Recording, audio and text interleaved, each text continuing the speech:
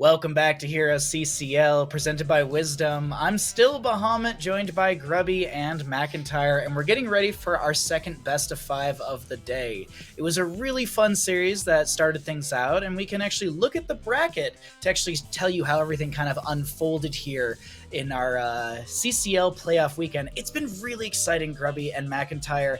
And Grubby, let's actually catch everyone up as to how we got to today through this entire gauntlet. This gauntlet, this playoff bracket, was a single elimination bracket with the bottom 5 teams, so 5 out of 8, the ones that were in top 3, and they had to eliminate each other in order to have one single team joining this double elimination top 4 bracket. That's the one we're in this weekend. Chili Mountain stood reigning supreme over the other teams. They earned their way into the top 4. They've already improved their lot to top 3 in final standings at the minimum. That's what this means when you're in the winner bracket round 2. Who else will join them in top 3? Will it be Storm Esports or 30k?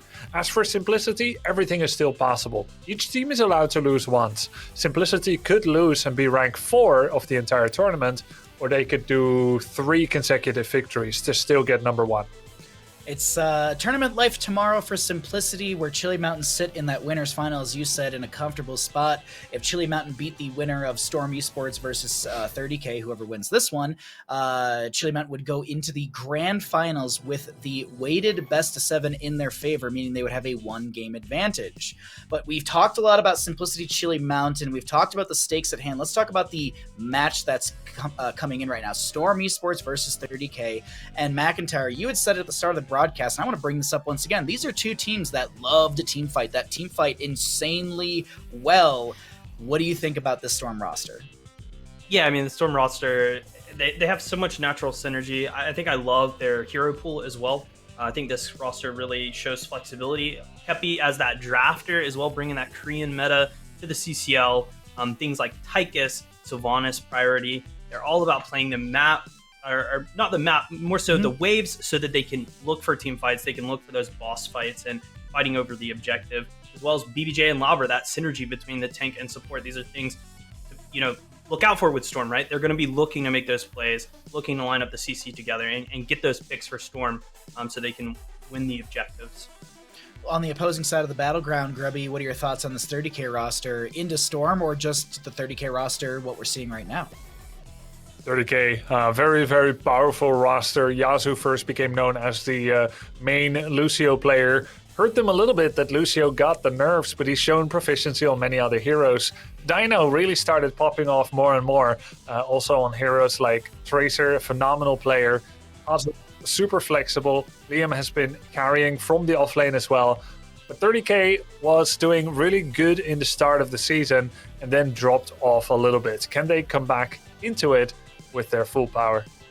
This is a really, really exciting, it's a really exciting matchup, and I think we're going to see an insane amount of brawling. We can tell you where that brawling is going to be taking place right now, and it's going to be a map choice of Sky Temple over to the side of 30k. But how did we get here? Well, I got you all informed. The higher seeded team, that being Storm Esports, opted for first pick priority as there's no coin flip in our playoffs, and as always, as they've done the entire season, Storm Esports get rid of Dragonshire. On the opposing side, we had 30k. They banned out Alterac Pass, another map that we've never seen from 30k this entire season. So 30k choosing to take us to one of their best maps, tied with Cursed Hollow.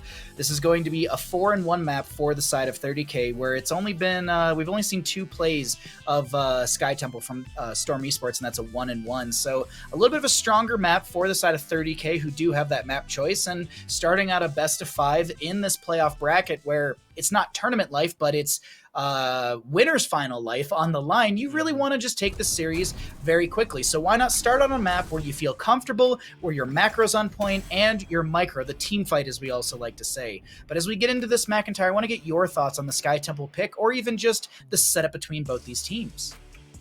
Yeah, it's funny you mentioned Sky Temple and brawling, because this is a map where brawling may not happen as much, right? We definitely will expect to see fights over the boss. We expect to see movement around the map. And how do you create movement around the map? Tracer a great character at moving, right? Right wing, an incredible character at getting around the map, right? So both of these teams are already choosing to kind of. Oh, there's another one. All of these teams are kind of choosing to get rid of a lot of that movement, the global pressure, the quickness of Lucio on those rollerblades, and they're gonna try to slow things down. So Tyke's first pick coming out of Storm. Fairly standard at this point, right? I want to say they really like the pick. I think he scales great into the late game. He has a very good early game. If he finds windows on that minigun, he can just blow down any tank in the game. So I think, his wave clear as well, just super safe, right? This is a pick that if they take it, it shows nothing, and it also creates a lot of opportunity and counters for a lot of the characters that 30K could respond with. They're opting to go with that Blaze Sylvanas. Saw a lot of success with the Sylvanas in the last series. Blaze, not so much. We'll see if Liam can kind of handle that. But on the left side here with Storm, we got BBJ's on that Stukov, one of his signature characters, as well as Dequaza on that Hogger, kind of that side pressure. They're also, I guess that Hogger would be a counter pick for the Blaze if it does end up going to the soul lane. So strong draft from both sides, but there's not a lot of movement so far, right? They're pretty standard when it comes to rotations. No super speeds, no globals, none of that. Yeah, we have the Sylvanas structural pressure, but nothing like a Nubrak Greymane yet on either side to also push towers. This is, of course, a possibility. I'm also looking at X-Ray's tank pick. He has been performing very well on, and it is map appropriate to pick up Ethereal, perhaps. Good boss control. Not as weak into Tychus as some tanks that can get isolated and get their big health that they rely on burned. Wow. That is a very... it's unique. We were talking about Kerzim, I think it was 4 weeks ago, right? Where it was prioritized back and forth, and here it is banned on a map like this. The mobility of it, he does get around quickly. He can punch structures down very, very well. He can do camps by himself, right? He can bust a camp out easy. I would say the Anubarak is something that I think was prioritized now because of the Kerzim ban. And Yasu's going to pick up that Uther. D-Shield can be super effective if put on something like Genji, right? Which can still be taken something super hyper effective that if just given a few extra seconds of damage can have success. Could there be a Vikings or Abathur coming out now? I kind of like Uther with that. Definitely Vikings. I would say Vikings would be very good. Abathur could be quite successful with the Anub hat, just giving the global. Even Blaze. Yeah, it's a slight lack of damage maybe if you go Abba. Vikings is possible, but you can get outpushed quite hard by Greymane. It could be risky. Maybe more like a Junkrat or something could be safer. Yes, yeah. Which is a good response too. You can blind the Tychus and the Odin. You can blind his minigun.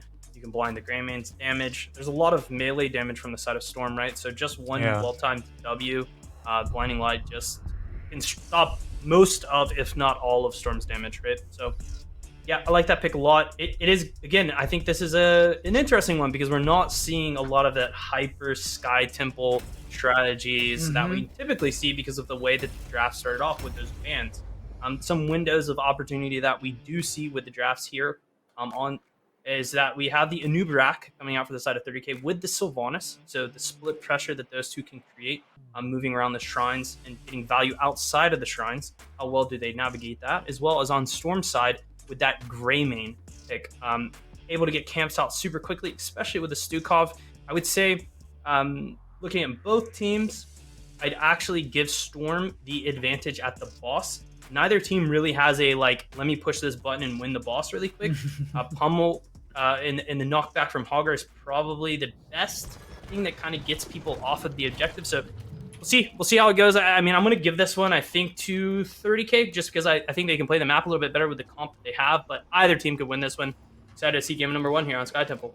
Thank you, McIntyre, for your breakdown and analysis, and we'll see you after Sky Temple as we've got our teams loaded in, and we're here on to Sky Temple. Map 1, second best of 5 of the day. We've got Storm Esports in the blue, Lauber on the Garrosh, Dequaza on the Hogger, IB Tings on the Tychus, Kepi on the Greymane, and BBJ on the Stukov.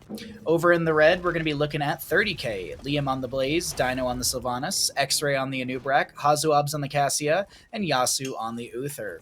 I'm actually, I was sitting here and I was I'm a bit torn on this one, Grubby. I'm unsure really who I kind of give this over to. I'm going to lean into my stats, actually, and not the side of 30K, but actually into Storm Esports. They've got a lot of comfort picks starting out here. The big one for me is Tychus, 9-3 on Tychus. A lot of priority onto that hero for Storm Esports and having a lot of wins with it, but no wins so far on Sky Temple. We'll see if that's the case. What are your thoughts on these drafts, or even just the matchup right now as we're here waiting for a first engagement to really pop off?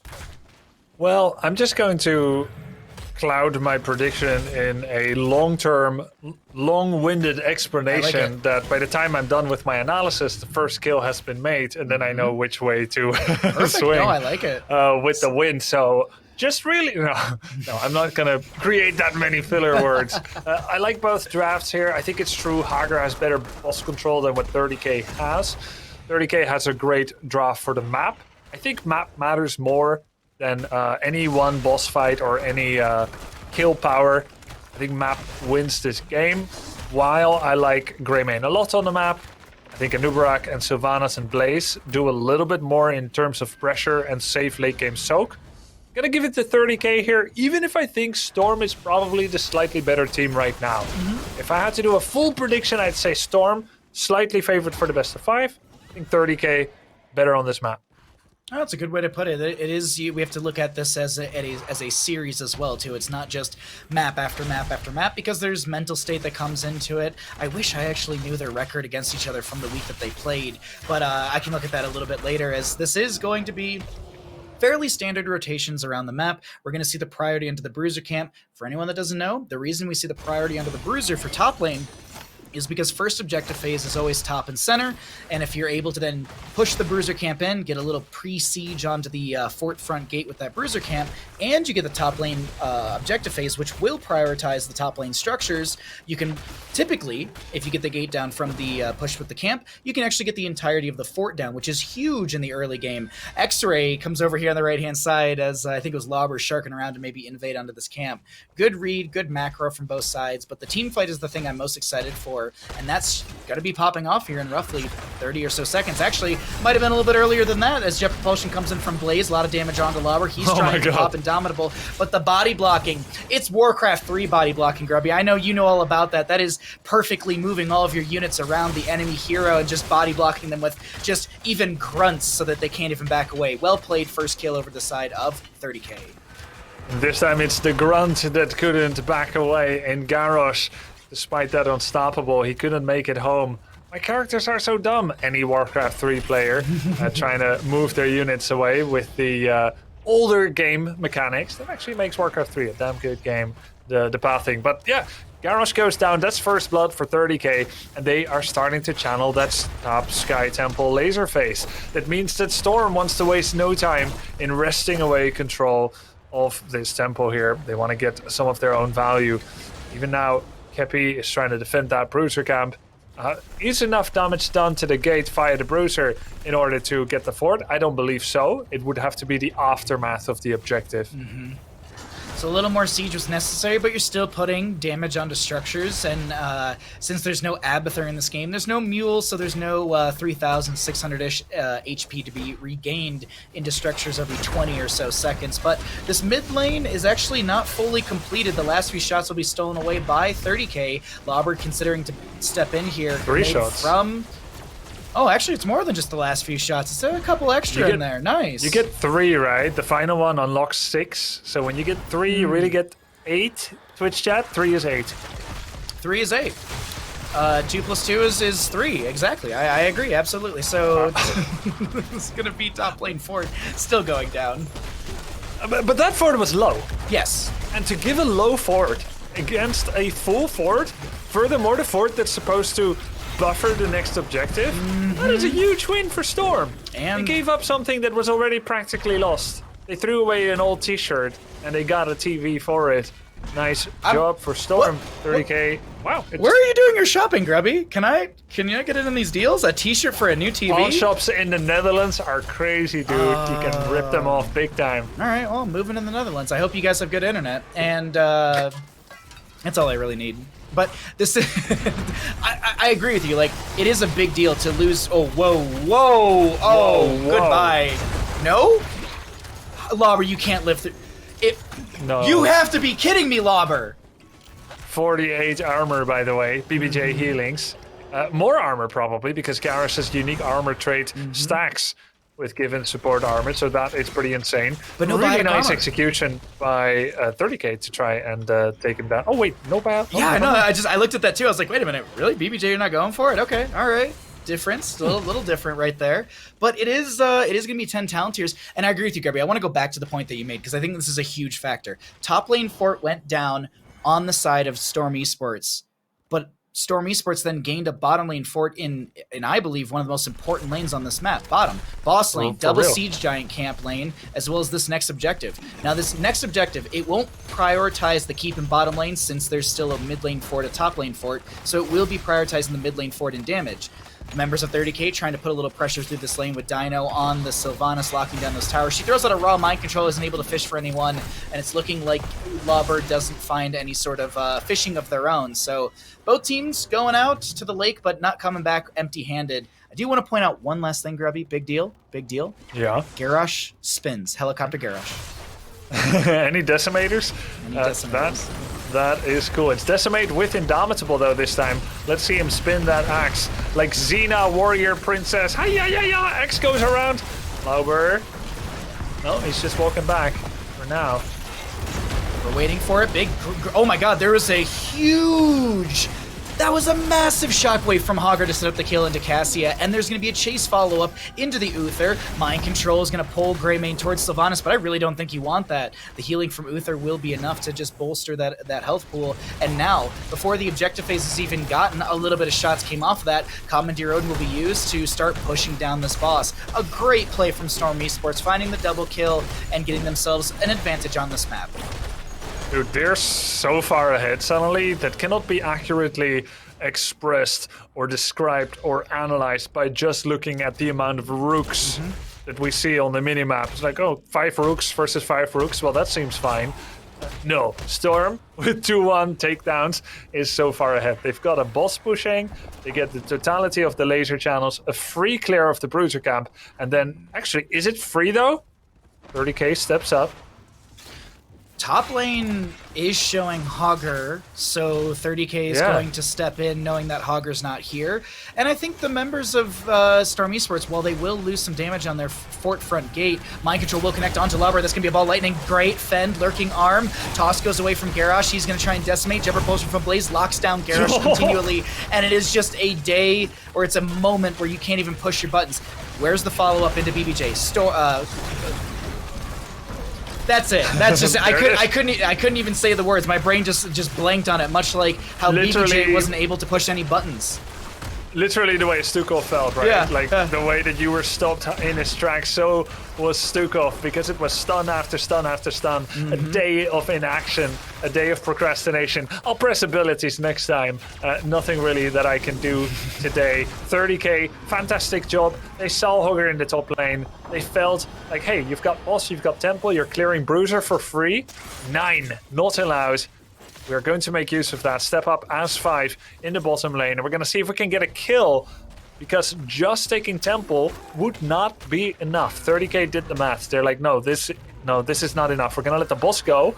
We need to follow up with a quick kill, maybe 2, and a perfect layering of CC to take down Garrosh. Post Unstoppable, post Cleanse, then Stukov.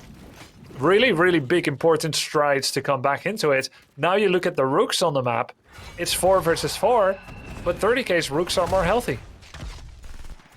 A lot healthier in their structures, as this mid lane tower, this fort is very, very low. Nubrak is going to burrow charge away. Steakwaza finds an insanely good bounce. There's a cleanse out from Uther, and Haunting Wave away from Dino. So good disengage from 30k. As one heroic was used, actually 2 technically in that curse bullet, but cooldown for curse bullet is so short that it's already 50%, so you'll have it to continually poke out as Hogger splits in the top lane. Once he shows, I expect 30k to just rush in through mid. You can never give Sylvanas a 4v5, right? Even if you have defensive advantage, because she removes that defensive advantage. It's like the 2005 Heroes of the Dorm days, where you can never give a 4v5 against Illidan because he was such a monster and you can't disengage from him. He dives forwards, he chases, he outmobilizes. He was the most mobile hero in the Nexus, can you imagine now, after Overwatch was introduced. But you could never get 4v5s against Illidan. There's a mind control in Garrosh. That was a pretty cool one. No Max range to go into Garrosh is it just puts a little pressure on Tim. For anyone wondering, of course, you know, Master Assassin was picked up a level 4 for Tychus. He's got 2 out of 15 stacks on that one. As it's just fun to note. But 12 out of the 15 on the Warbreaker for Garrosh, as the next tempo phase will be middle and bottom. Blaze soaking out bottom. We will see a Nubrak actually burrow charging into the mid lane fort. So this is going to be a 20% mid lane fort traded up for 100% fort in top lane. Once again, they want to keep wall too. Yeah, they should be able to get keep wall off of this. I don't think you can make the rotation in time from the side of Storm Esports. Look, Uther is scouting. He's checking to see if his team is going to get flanked on. Good positioning by Yasu there, being that anchor. He's not the tank here. He's one of 3 frontliners.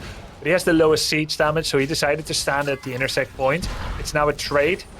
1 cannon tower there from the keep wall. Good job by 30k. Like you said, Bahamut, a 20% forward for 100%. Not really worth it for 30k, right? So they needed a little bit more. They got 1 tower. It's not as much, but it's the best they could do under the circumstances. Fishing from Dino.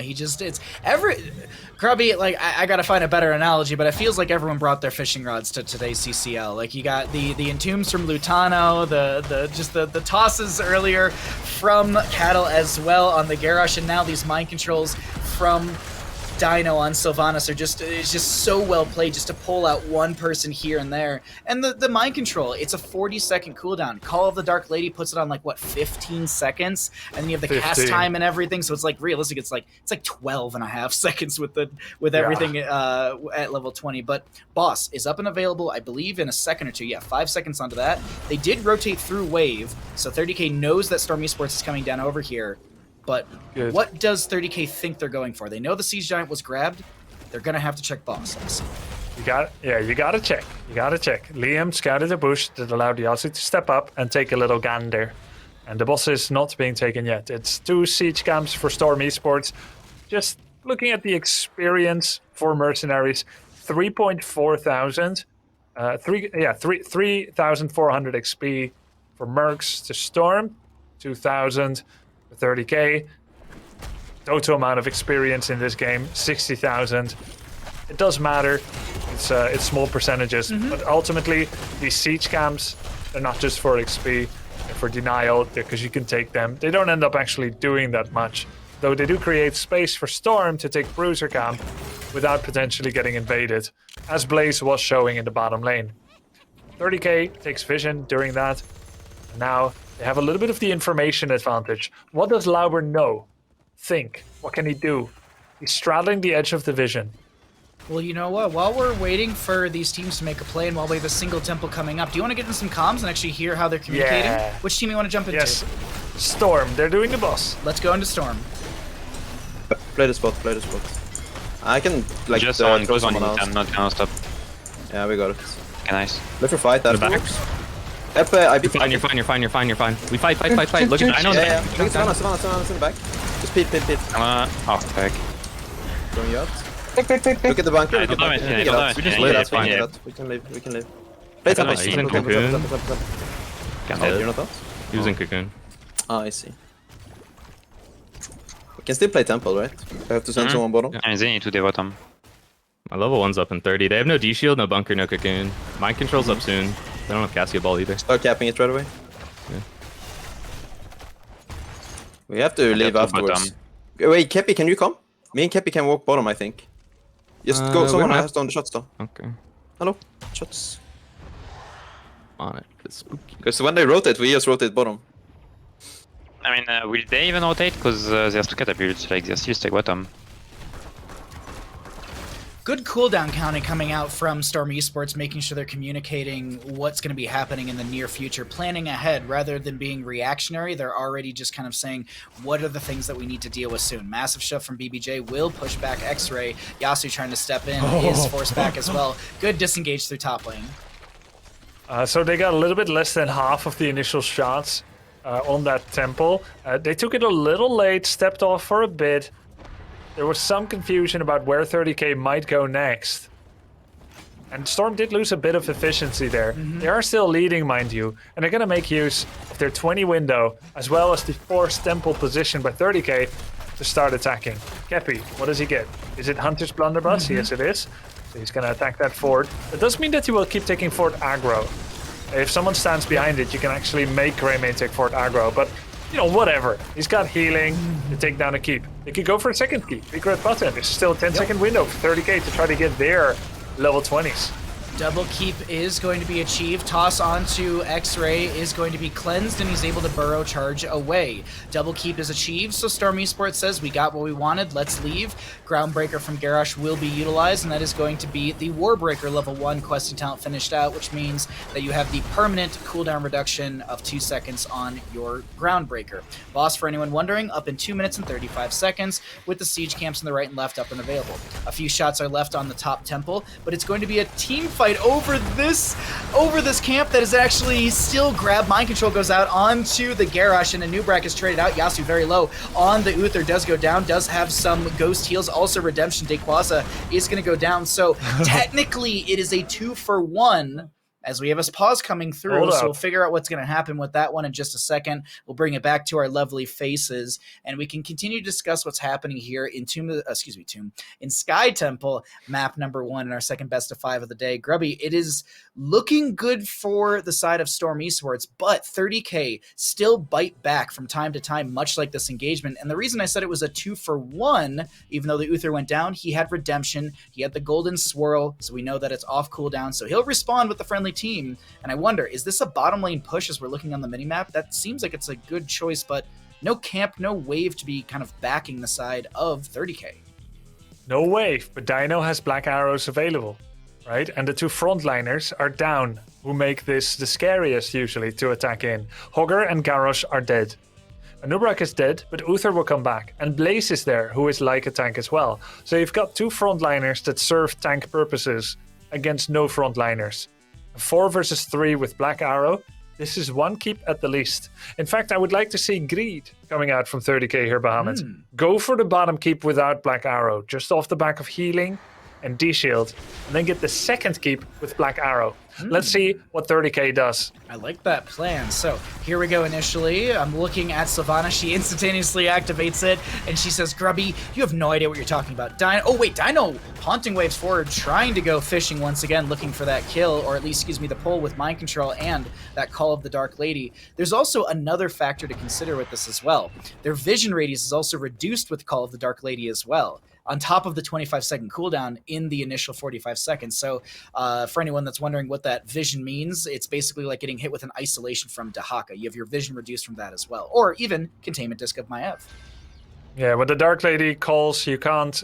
You can hear her, but you can't see her, or anyone else for that matter. True. It's a scary situation for sure. As Storm, I think they're very happy to just lose a singular keep over this. Not the greedy scenario that 30k pushed for. Immediate Black Arrow, and now everyone is back. It means that Storm is still ahead. Keep in mind also that Uther's Redemption is not back yet for another 110 seconds.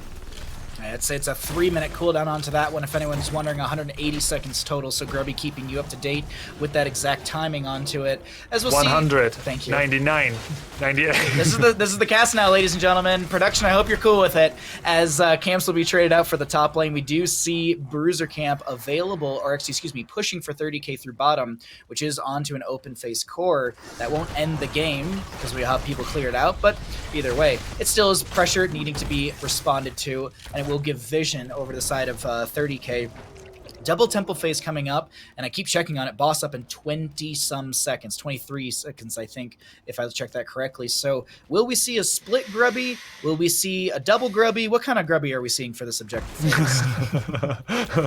We are going to see a split 30k, actually. They're standing at the siege camp, which was such a happy place for them before. Right, like the boss is actually up in 0 seconds. Siege camp 25. This is where 30k nearly made their full comeback stride, and we have a very 5-head wraparound by Storm. They're going in from the right side. 30k from the left. Bruiser camp is still pushing pretty decently. It's nothing too enormous. This is so cool. Oh, okay. Dynamite. That should the level 13, if I'm not mistaken, from the Hogger on that one. No, level 16 from Bluey. Oh no. Oh. The easy throw dynamite talent from level 7. You're right. Yeah. So what's going on? They're going back. They're going back door. They're going for a boss. Dino and Hazuabs are losing the fight to Hogger, but he ends up going down to a mind control. The core is being shredded. The core is being shredded. They backdoor the core on the side of Storm Esports, and I was like, they're not gonna do it. They're not gonna do it, but they actually do it. I was watching the minimap in the entire setup, and I was like, oh, Storm Esports. They're just pushing up the wave through mids. That way, the catapults will threaten core. No. It was all a feign to just send your 3 best heroes to go end the game. And I'll be honest, Grubby, I'm a little shocked. I'm reeling a little bit. I'm like, we're already done. We're done with game 1, and Storm Esports took it very well, I would say. It was supposed to last a little bit longer. You have that awkward situation where they're both staring at each other from the other side of the boss. It's all about the boss, or maybe it's about the temple. Guess again. This was Fight Club moment. Storm Esports sends 2 people to go onto the street and pick a fight, planning to lose. Go get beat up. Just make sure they don't teleport. And Odin, Stukov, and Greymane go for the core. Phenomenal call, really. Yeah. And something that had 30k consciously considered it as a possibility, they would have played this differently. It's not that they don't know on a test, on an exam, that this could be possible. They would know it.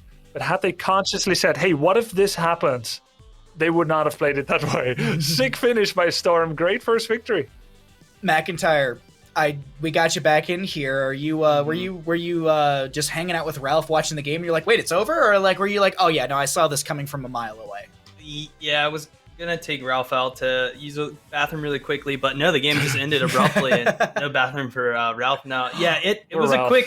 It was a quick one there at the end. I think, we talked about it at the beginning. We had a team that drafted for the map. We had a team that drafted for the boss.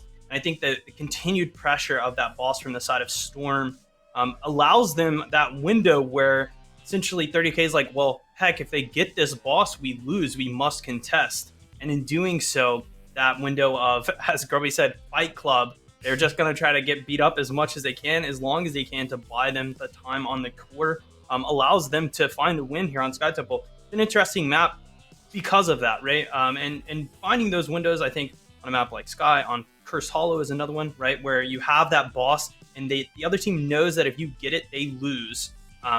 You can use that, right? You can use that for your advantage. Really well played from Storm. I'll also shout out BBJ. I think, he passes the CD test for one. When we joined into comms, he called all of the CDs perfectly, as well as the Sylvanas' CD being almost back up. It was like 8 seconds left on it. And I think that massive brain of his allows him to take as well the Stukov same picture build, as I'll call it, where he just takes the same picture talent for every talent tier, which is, I think was really cool to see. The talent at level 4, Vigorous Reuptake, essentially, as long as he has his Q on 3 people, it heals 30% more. He's taking that level 1 talent, Reactive Ballispores, I think is the name of it. Ballispores, yeah. Ballispores, yeah. Which allows him to proc it and get a second bio kill switch. And then he's got Pox at level 16. Pox allows, basically, once you pop a bio kill switch, the heals continue on for like an additional 3 seconds or something. That with the level 7 talent, when he lands his W and insta pops, he gets a 5-second CD. So he's just doing massive AoEs every time he bio kill switches. He also has the backup ability to pop that level 1 talent. So I think that's a really cool build, right? It pretty much protects everyone as long as they stay clumped with composition that has a Greyman, that has a Tychus. No one can really get taken out. I think the only reason that they fell was because of the new rack, but really well played by them. Game number 1 to Storm. Game number 1 does go over to Storm Esports, and we're ready to find out where we're going to head to for map number 2 in the second best of 5 of the day. This is going to be the Storm Esports map choice, as 30k, the losing side, has opted for first pick priority, and Storm Esports, they're the ones who are deciding to take us to a comfort map. They're going to choose to take us to Infernal Shrines. Storm Esports, they are 5-1 on this map, whereas the opposing side 30k roster is a 1-3. So I'm sure that they have these stats just as well, and I'm sure that Storm Esports, they're like, let's go to a comfort. We just beat 30k on their comfort map, and let's try and shut them down on somewhere we feel good. But, you know, as we looked at those stats, it was a reversal. So 30k lost on their best map. Is this going to be Storm losing on their best map per se? We'll have to find out in a little bit as we're about to get into the draft here. But I think it was a really good game number one. 30k, I feel like if that game went like 3 more minutes, like if it was just if it went beyond that boss fight, and they all 5v5 over the boss, I feel like that would have been a 30k win, and I think Storm knew that. I think Storm knew they had to, well, with a Greymane, go for the throat and go for the core and end things before they started to spiral out of control. A good read from Storm, still a great play from 30k, but we're here ready to go into Infernal Shrines with a priority ban Grubby onto this Hogger. Yeah, I think Sky Temple is an okay map for Hogger, but nothing special. He's not my favorite there for sure. This is his best map, though, and you just kind of lost to him. Pretty big. I think Daquaza, the birthday boy, he just turned 20 today. Happy birthday! Is one of the biggest proponents of Hogger. Still, wasn't even looked at in the previous series between Simplicity and Chili Mountain.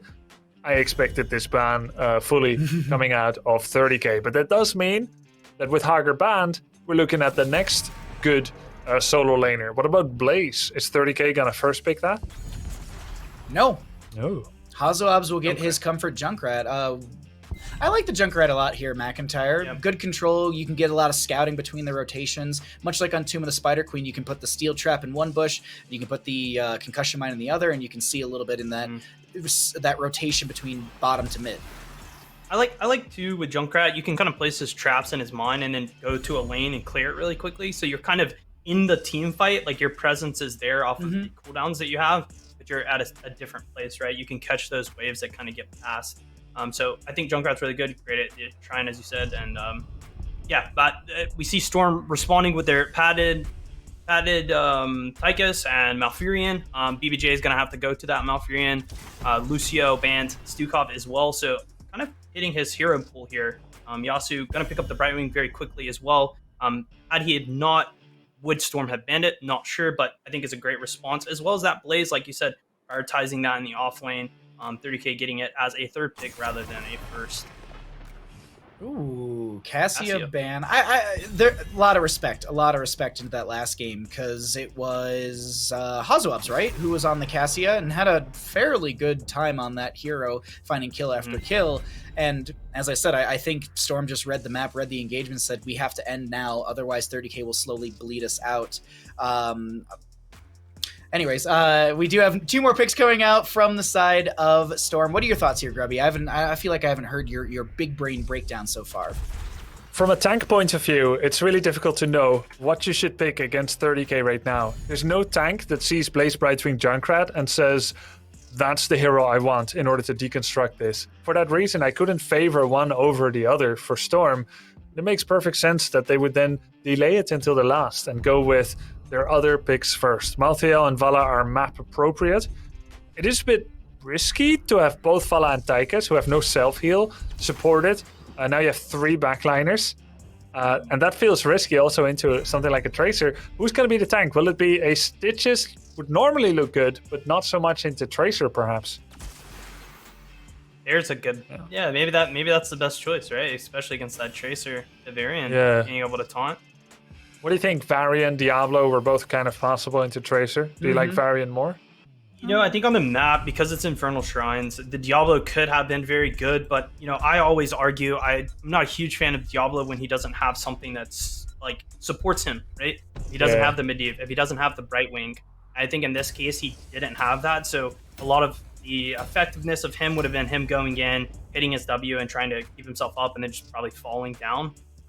With the Variant, at least he can dive in, hit a taunt, try to get some sort of follow-up, maybe with a Malfurion route, or Bala could go Rain of Vengeance even, and kind of find picks that way, right? It also gives time for Tychus to get that minigun off in the early game, at least, and find kills as well. So I think I like the variant. Looking at both of the comps, though, I think 30K's comp came together just a little bit better here on this map. I do really like that Tyrael Tracer. It's a bit of a spicy draft. We'll see. The Storm has a very easy, let's push all of our buttons and win comp. I'm going to give this one to 30K, but it could go either way again. All right, McIntyre, thank you for the breakdown as we are getting into map number 2, Infernal Shrines. We got Storm Esports in the blue and 30K in the red. And I could go through and inform you of who's on what and everything like that, but I have more important news. If we hit 16,000 for the prize pool, we'll bring one of our fuzzy friends onto the stream here for all of you and give them a treat. So that's a little challenge for you all at home. We're at like 15,740 if I'm not mistaken when I looked at that last. So if we can get to that 16,000, we'll bring one of the fuzzy friends on stream, one of the doggos, if anyone's wondering. So anyways, we are here into Infernal Shrines. My thoughts onto this map, though, personally, I'm liking the momentum of Storm. I kind of like what they have here, and they also, as you just see right there, they got the Kyle Ferguson spray. So I'm going to lean into a Storm Esports win here, and they'll have the advantage in the series in the 2-0. But that's my thoughts onto this. Grubby, what do you think getting into Infernal Shrines? I think 30K's draft came together a little bit better as well. I like it. I thought they had the better draft last game as well, and perhaps they did. But Storm's execution looks a little better. I feel like it's likewise here. 30K, a little bit better draft, but Storm, they made the slightly higher value plays across the game. I think that puts us at another 50-50 here. Special sauce here is Dino's Tracer. He is against Varian, which is a tough matchup. But Dino is a phenomenal Tracer. You got to play it now after it was banned. For that reason, I'm just going to inch towards 30K.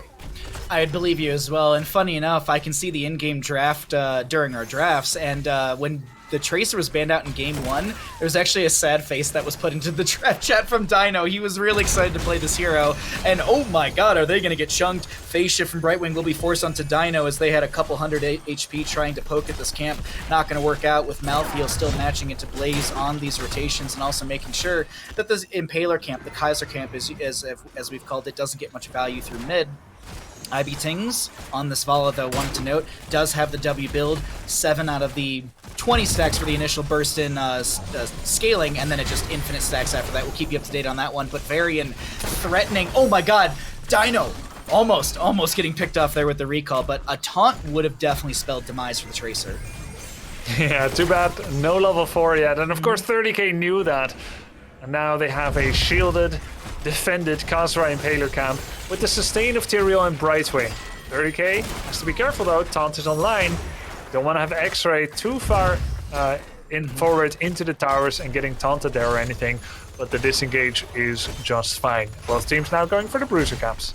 There was a solid 2 moments, and maybe it was because there's no taunt available where Dino was playing it maybe more aggressive, but there was at least 2 moments where if taunt was available, Varian would have been able to find the kill into Tracer because of just that extra little bit of lockdown with the 1.25 second stun onto that. But either way, objective phase, first one of the game is going to be here. It's going to be a Frozen Punisher in top lane, Impaler camps, Fallen Shaman camps will be grabbed for top on both sides. Malthael doing double soak, so I feel like Storm might give this objective phase for the gain in overall experience, or this is just a Malthael to try and match the Brightwing, or even, as I see it in mid lane, Tychus into Blaze. I think you never want to give this one in particular. The RNG mandated that it's a Frozen Punisher. Level 1 Punishers, not too big of a deal, provided they're not frozen. So I feel like both teams want it, which makes this side lane pressuring a means to an end of contesting. But Malthael isn't heading here yet. It is enough. He's done his work. If you're serious about this objective, you come up right now.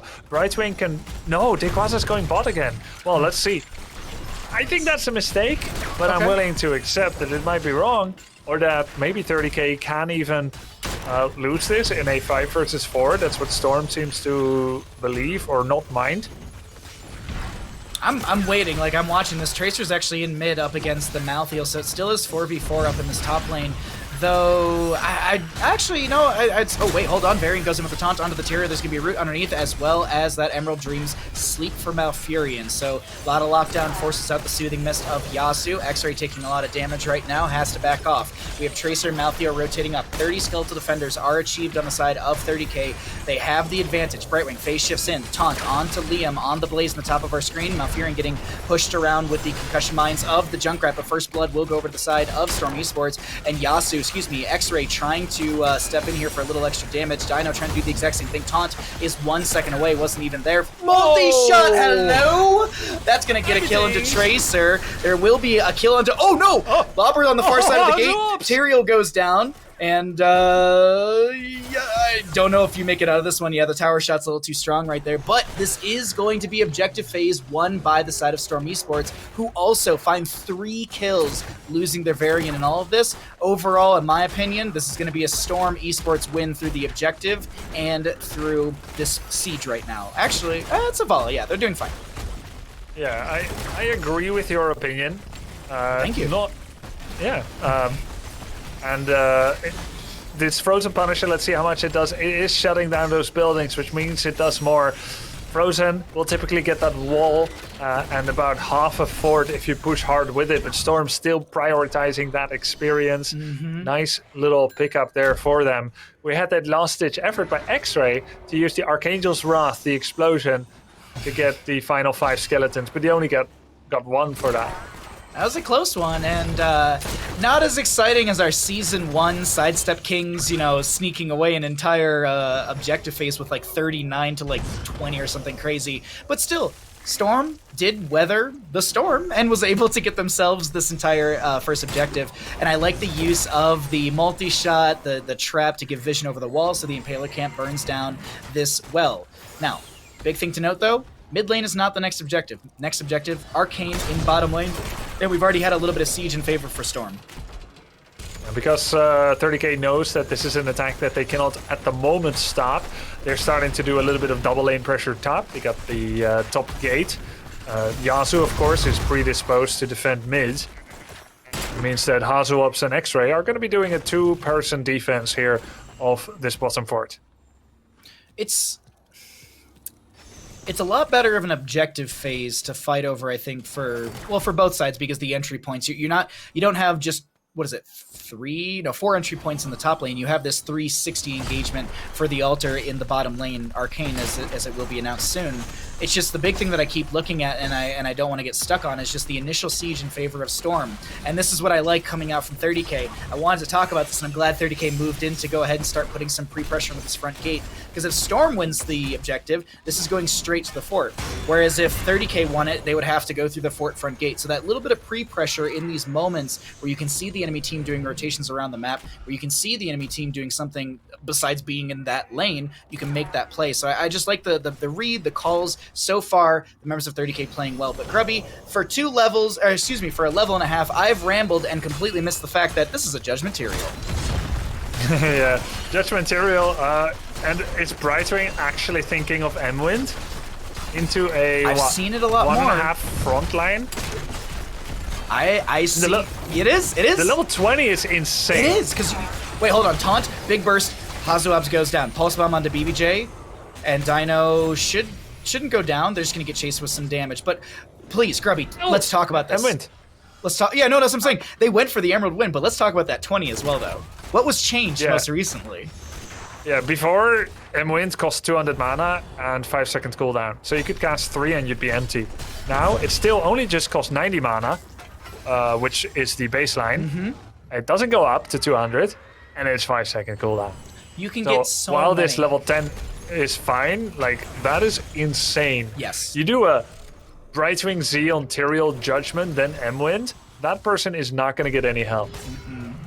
That's a really good combo, and maybe that's what we're going to be seeing coming out. But right now, Storm Esports, they have the macro control, and dare I say, the micro control in the team fights, as this is a 4-1 in kills, 13-12 in experience, and that's the reason we're seeing the top lane fort priority coming out from 30k. They know that they can get some sort of map play here, but since they don't have a wave, they have to tank a lot of this themselves, and it's just, it's rough for a couple seconds there, but it's not rough enough to the point where they actually have to back off and take too long. Though, consolation prize, or I guess even a secondary prize for Storm, they're going to find themselves mid lane forward, or at least, no, the minions will take care of this. They don't even need Kepi there.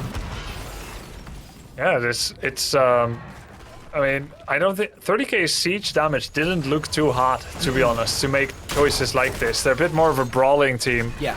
And it took them a long time to take down that top fort. They lose an entire mid fort. Now they're getting pushed by an Arcane Punisher. Storm is looking phenomenal here. They're gonna push in. Odin actually to block the concussive mine. Nice job by Kepi, but he gets fully blown up. And there's the judgment on the Tranquility Malfurion. There's the Emerald Wind to section off Dequaza. This is a very proactive, aggressive defense here by 30k. 1 victim, 2 victims, and there is the third. Pull the Punisher away. Bait it a bit away from that keep, and that mitigates the rest of that damage. Wall, half intact. Keep takes about 30%. Great defense by 30k.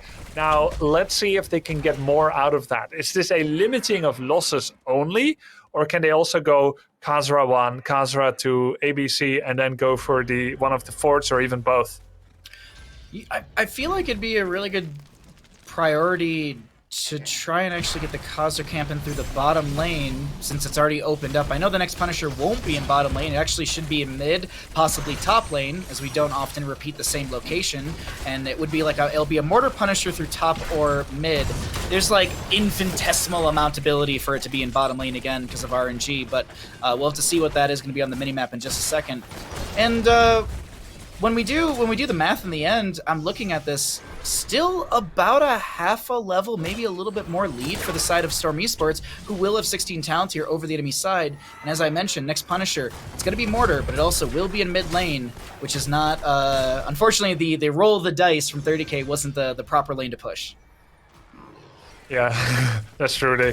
They pushed out bot, but I think there's something to be said for it, true. since their bottom keep is so vulnerable. They want to take that down. They didn't even get it. Yeah. Again, not the best push power. You've got a Tracer. She's good, but she's no Grey main.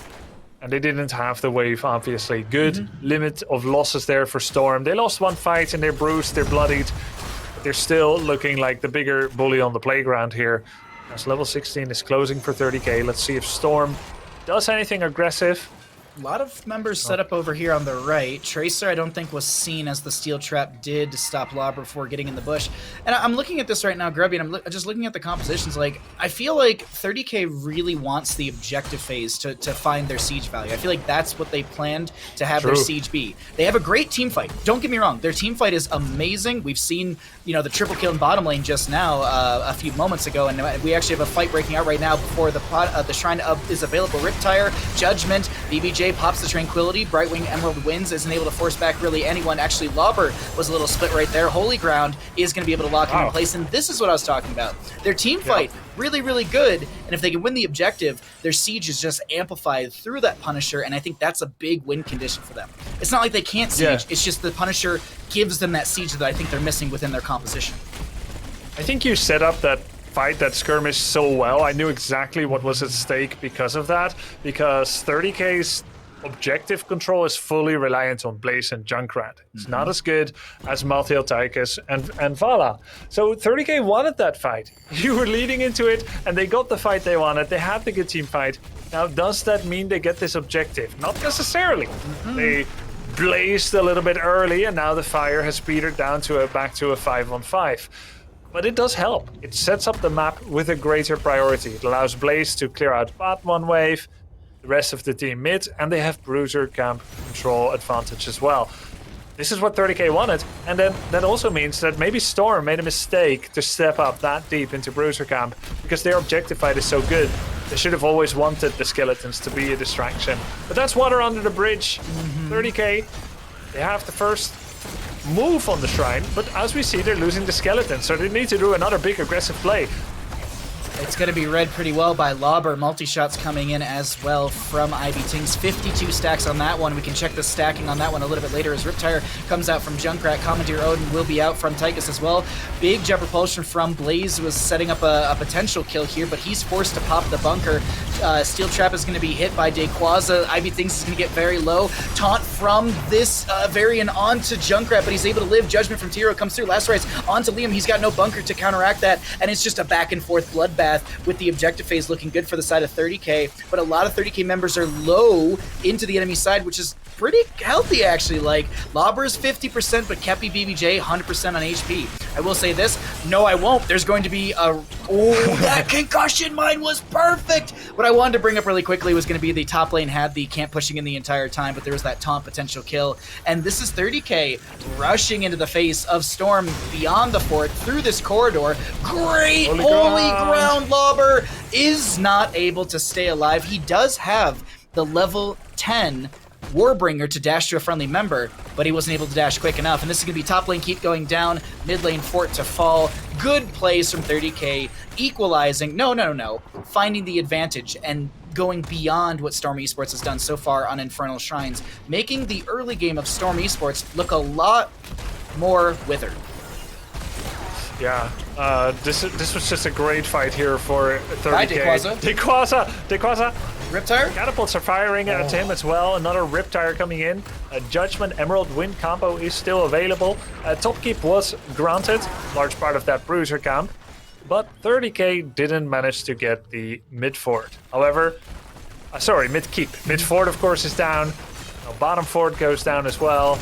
Level 20 is getting closer and closer. And then Bahamut, we're gonna see what I believe is our first 5-second cooldown Emerald Wind value in CCL. I would expect it from Brightwing. It's just, I've been seeing it more and more in Grassroots. There, I actually just saw the pick come through as well, so it is going to be that level 20 intensive wins. Permanently reduce Emerald Wind cooldown to 5 seconds. That's the end of the tooltip. That's the end of what it does at level 20. There's no, as Grubby had mentioned, there's no mana increase where it basically chunks through a third of your mana every single time you Emerald Wind. It is just a 5-second cooldown to push people around. Is this the game-winning tool for the side of 30k? So far, they want to do a bit of pressure, but their siege damage without the Punisher isn't as good. They go around to this other side. I'm trying to determine why. They just want a wall here. Oh yeah, of course, the bottom objective. Yeah, it's going to be Arcane Punisher bottom lane coming up next, so I think they were waiting to see what the map notifier would be to get this bottom lane keep front gate wall down, and I think it's just the wall, as you were saying. I love the steel traps with the chattering teeth forcing back Kepi and crew. it's really good zoning from Hazuabs. He's playing this Junkrat really well.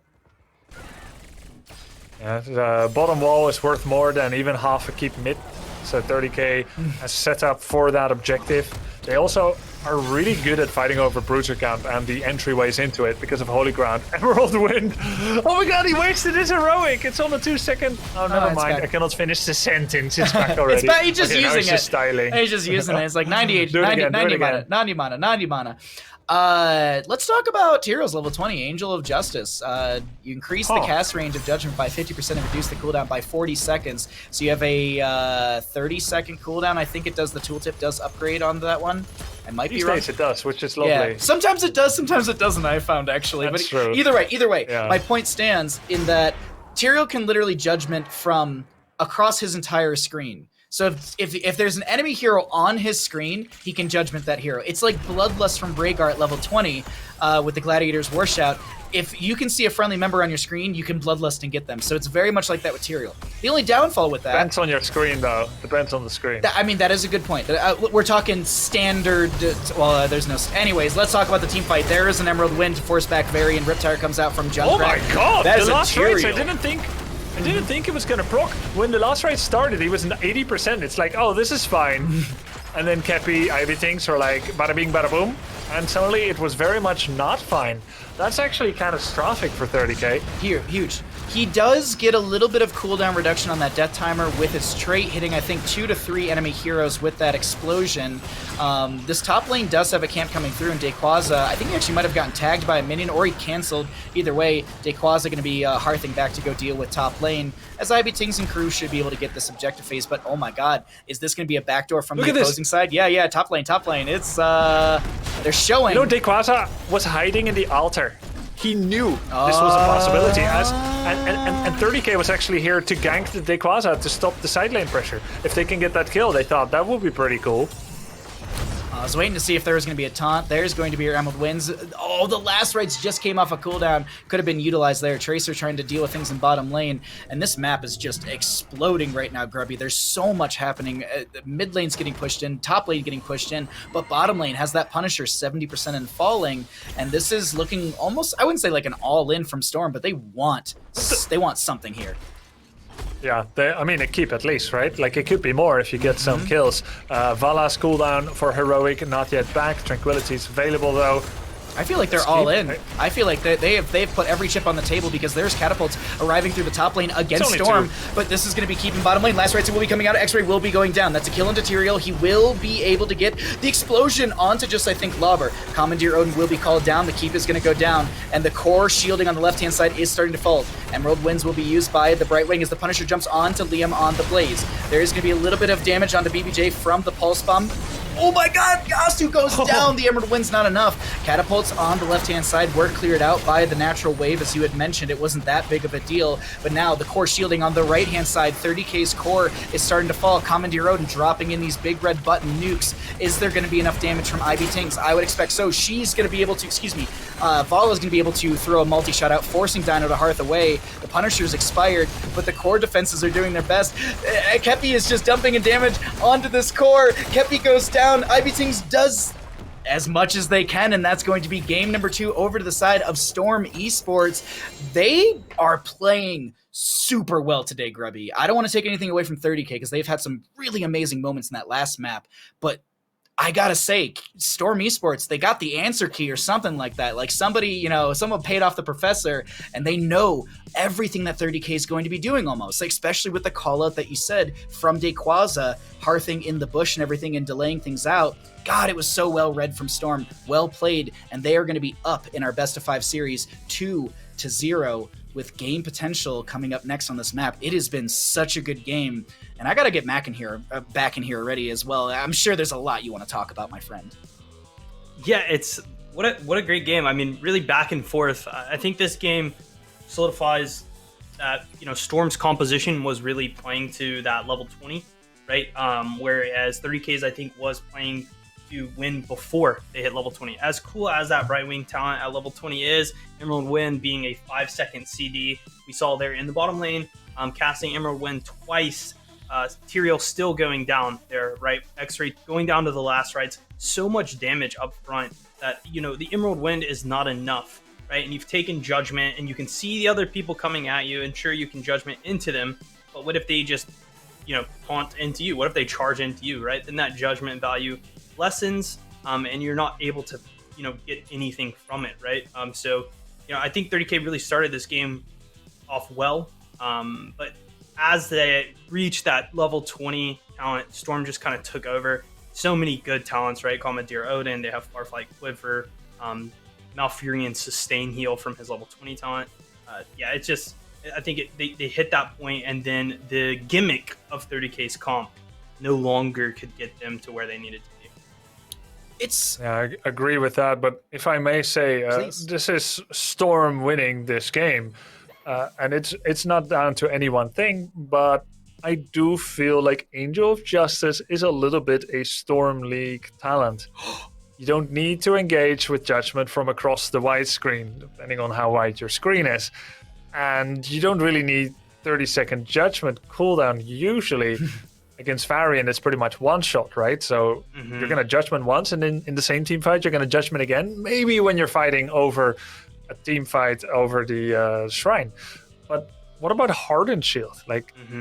Basically, this game ended off the back of 30k being ahead on the map and playing a good game all along, and then Tyrael dying twice without being able to use Judgment. So neither did X-Ray initiate a fight with Judgment, nor was he able to survive the initial attack. And of course, Brightwing, not able to save him the way that an Uther might, or even a Lucio, with Emerald Wind and with her delay on phase shift. But still, feels wrong to die twice with Judgment up. Learning moment perhaps here for 30k. But Hardened Shield, would, especially retroactively, would have felt really good. It's not very common when a game ends where the winning team has less kills than the opposing side, nor is it common when that happens twice in a row, but that is exactly what's happening here, where Storm Esports are sitting in the advantage slot up against 30k, and Storm Esports could close out our best of 5 in a 3-0, sending 30k down into the lower bracket on Tournament Life for tomorrow up against Simplicity, or will 30k be able to come back and start to rally up against Storm Esports? We're going to take a short little break, and in that time, I encourage you to hit ! prize pool to check out the prize pool. And if you'd like to donate towards that, there's a little goal. If we can hit 16,000, we'll bring one of our fuzzy friends back onto HeroesCCL, give them a little treat for you all at home for supporting this wonderful, wonderful esports event. But as I said, we're going to take that short little break, let these players stretch their legs, get some water, and prepare for map number 3. Will it be the last one of the day? Or as I said, will 30k be able to weather the storm? This is HeroesCCL, presented by Wisdom. We'll be back in a few.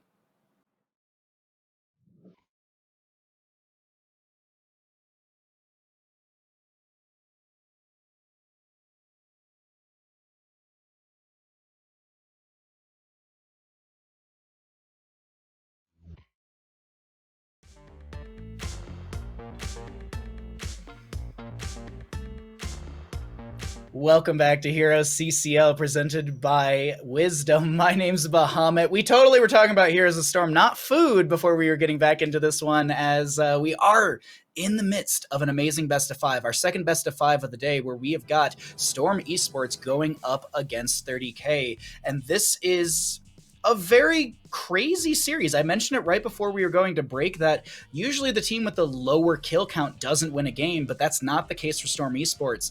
They are really just innovating and playing amazing today. Will they be able to 3-0 30k, or will 30k start to, as I said before the break, weather the storm that is in front of them? Because this is do or die. Granted, it's not die to the point where you would fall out of HeroesCCL Season 2. What you'd be falling into is a matchup against Simplicity tomorrow in the losers bracket. That one's due.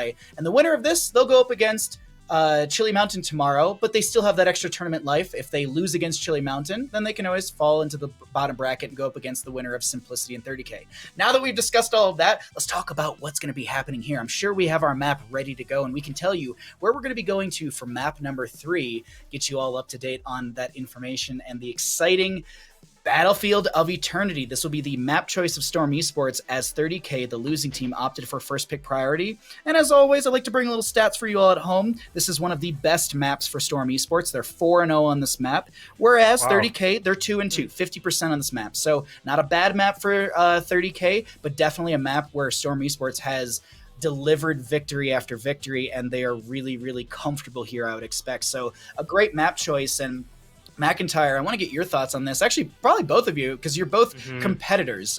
Grubby, you've competed in multiple different esports, and so I'm sure there's different map plays you can choose against your enemies. But McIntyre, as you were playing professionally here as the Storm as well, is this a tactic that you utilize in a series like this? You just you keep just hammering those maps that you've played, you've won, and you're comfortable on? Yeah, definitely. I mean, at this point too, they have that 2-0, right? So now all they really need is the nail in the coffin. So if they have a map like this where they're undefeated on it, there's no reason not to just throw it out there, right? The other team, morale-wise, you would expect it to be down, right? They're down 0-2 now. They're trying to kind of find their footing, get back into the series. So they're going to go a little, crazy in the draft, right? This is where they really will show and play whatever they have, right? They're not going to hold back. So I think taking them to a map like this, where you're undefeated on it, you know how to play it, you're consistent, is definitely a correct strategy for Storm, and well executed. Just from the map pick, I think it's super important in Heroes of the Storm that we have so many maps to pick from, how you pick them, when you pick them. These are all really important things that I think these players should look out for. Do you know what's really important as well, McIntyre and Grubby? And I'm sure both of you have done this in the middle of a best of 5 series. Taking a shower. Apparently, one of the players is currently taking a shower, so that way they can cool off in between games. I understand it's hot, but I'm sitting under here in a 90-degree room, Fahrenheit, if you will. It's roughly 33 plus Celsius, with studio lights and everything. I don't get to shower in between the breaks. That's unfair. I'm gonna. Jules, can we get a red card, a yellow card for these players, something like that? We need some sort of penalty system. Every competitor that has played at tournaments has before been showered by praise, but I didn't know that in these online events they're seeking to replicate the live experience to this degree. I hope they don't shower long as it takes cooling down your enemy to a whole new level in an esports. I mean, you're really cooling down the enemy. But right now, we are going to get our lobby ready and set to go. We'll get that player into here, but just had to flame them because we rarely get an opportunity to talk about someone taking a break in the middle of a series to take a shower. I've had people go ahead and make a whole sandwich in the middle of a best of 3. Okay, that one I kind of understand, especially in grassroots. It's it's late. You're playing after work and stuff. I can kind of understand this. This is CCL. You're on the big stage, ladies and gentlemen. You can't be showering in the middle of a best of 5 series. Actually, you can. You got 10 minutes. It's just a risk in case you have. Grubby. You can. You can. Yeah, like within the rules. If it's allowed and it's not unethical, I would totally take a shower if I thought that was going to be a good thing in the 10-minute break. But it is a risk. Yeah. Even this is gamification, right? If you take a shower now and later there's some lint in your ball mouse, you may not be able to pause to take it out. That's why you need to wear PSD underwear so you don't have any of that unsupportive plays. Yeah. No lint at all in the PSD underwear for sure. No, yeah, I mean, it stays together. They definitely can. And if they utilize their time here, they can't take a shower after this game, so that's fortunate for us. But the game has launched here, Battlefield of Eternity. Again, Storm undefeated on the map so far in CCL. We'll see if that will continue to stay true. 30K launching the draft off with an appropriate ban here onto the Stukov, taking that away from BBJ and the side of Storm. And the response there on the Tracer. See if we'll see another sad emote in the chat there from Dino, taking away that Tracer, not allowing him to play. On a map like BOE 2, I'm all about the squirrel picks, all about the squirrels, able to get in, get out, be obnoxious, be there, and you can't really respond to them, right? Yeah, like Murky. Murky's a really good squirrel in these situations. He can get in there. He can be a real annoying factor. I mean, maybe in Storm League when people don't realize that there's a Murky free push in the lane consistently and the solo laner needs to go deal with that. But I've never experienced that in my entire life. As we are going to get through our bans, things are looking fairly respectable here, especially with the Tychus ban coming through. But once again, the hot priority onto this Blaze for the side of 30K, Grubby. Yeah, Blaze is a fine priority, especially now that Tychus is missing. It seems that Kepi is really following suit with his meta for this Team Storm in how Korea values picks. We don't hear a lot about Korea these days, but Kepi is our portal to it, and Malf and Tychus are hugely important there. They get first picked a lot, and that's what we saw last game. But on Battlefield of Eternity, we're getting some Hager Ana action, and I find this pretty insane. This big rotation seems to have very little synergy. Hard to hit the spinning Hager, right? Though you can get nano boosted Hog Wilds, which can be quite nice. And of course, Ana is nice into stunning tanks. She is a fine level 13 counter with her Smelling Salts, 50 armor, immediate cleanse removal, and a 2-second cooldown. Actually insane into a Blaze. I was wondering if we were going to see a Brightwing because the Biotic Grenade would have been a beautiful shutdown into the phase shift healing, and I think that's maybe why we're seeing the Malfurion coming out as well. But Malfurion synergizes with the Blaze, Jet Propulsion into a Root. Hanzo at 10 could... No, wait, this is Dino Hanzo. They're not going to be going into Dragon Arrow. They're going to be going into Dragon Strike because... This is Dino, right? Am I crazy? It's just Dragon Arrow, or excuse me, Dragon Strike. Isn't it Dino? Am I crazy? No, Madara is. Yeah, Madara. I'm so sorry. I got all excited about just seeing Dragon Strike. That's probably Dragon Strike. NA arrows, right? This is EU arrows. We do not like EU arrows. Yeah. Do not like NA arrows. That's why we go Dragon Strike. I do like taking different forms of CC into Ana. You already have stuns from Blaze. Malf was a smart pick because now you have Root and Sleep. She can only choose to cleanse either Roots or stuns. That's her weakness. So when you have Blaze already, you're not going to go like a Nubarak as well and then Uther into Ana. You want different forms of CC. While Hanzo is stuns as well, ideally, when played well, he's hoping to also hit Ana with the arrow in addition to others. That's down to BBJ's positioning, though, whether that's going to happen.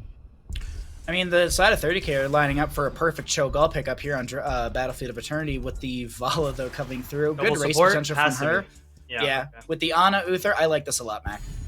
I wonder, this Ana in the 1-2 is really interesting for me, though, because it kind of shows your hand. I guess there's like a world where you go Li Ming and you can kind of nano the Li Ming. So maybe because of that, 30K is not able to see that Uther double support is picked. But yeah, the response here, just so much pressure, so much power on that Cassia, on that Tyrael. Both of these characters, while not bringing much CC, they bring tons of damage, tons of utility. And as Grubby was just saying, Blaze, Malfurion, Hanzo, that's so many layers of CC. They don't need any more than that, right? If one arrow connects into a Blaze charge, and then that Tyrael and Cassia dump all the damage on top of that, I mean, they're going to hopefully find success with that. But the Diablo as a last pick, so we're seeing a double support with the tank, not going to be a main tank Uther, putting all of their chips on this Vala. While I think that they do have that layers of CC, I feel like Storm kind of has the cleanse, right? Smelling Salts, we have a Divine Shield, we have just cleanse on Uther at 7. So there's lots of ways, if just Vala is the focus, right? We saw 30K even taking, why can I not think of the talent's name at level 10, the heroic that charges, and Tyrael has it, and it stuns one target. Judgment, yes. If we were to Judgment Vala, it would be terrible here, right? So they have so many ways to protect this Vala. Diablo is just going to play the front line, play the vision for the Vala. It'll be an interesting one. I'm going to give it a Storm. I just think they have the momentum right now. I like to see double support on this map. There's only 2 lanes. Auger's going to manage the side lanes. We'll see how this game goes. Game number 3 on Battlefield of Eternity. Alrighty, thank you so much, McIntyre, for the breakdown analysis and your prediction. And thank you, everyone at Twitch chat, or everyone in Twitch chat, everyone who's supporting HeroesCCL. We see that we hit the 16,000, and we'll get one of those fuzzy friends on after this game. But let's get into this game. Will it be a 3-0? Will it be the continuation from 30K? Let's find out. We got the members of Storm in the blue on the left. Ivy Tings on Uther, BBJ on the Ana, Laber on the Diablo, Dequaz on the Hogger, and Kepi on the Vala. Over in the red, we're looking at 30K, Liam on the Blaze, X-Ray on the Tyrael, Hazuabs on the Hanzo, Dino on the Cassia, and Yasu on the Malfurion. I'm leaning Storm here. I like their momentum. I like what they're able to do with any composition. The chain CC, even from the side of Storm here, Grubby, is really, really strong. So I'm going to lean into a Storm win as Kepi's taking a bit of damage here in this bottom lane. What do you think about the draft and the map potentially as well?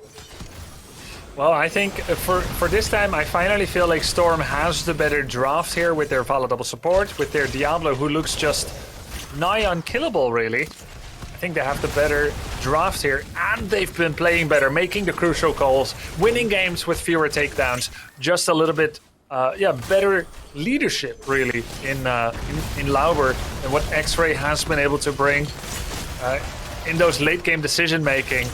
Whoever's making those calls, Storm has looked a little better. So I'm going to go with Storm here. I think we'll have the 3-0. Would be so happy to see a 5-map match. I, too, as always, love more and more Heroes of the Storm, but, players gotta prioritize, winning, and, then they can relax and set up for tomorrow's games, because this isn't the single elimination grand finals bracket or anything like this. We have a couple days of these games, and speaking of games, or at least engagements, we're going to be having Dino taking... I'm sorry, I thought Dino had the advantage in that, but no, it's going to be the turnaround from the double support.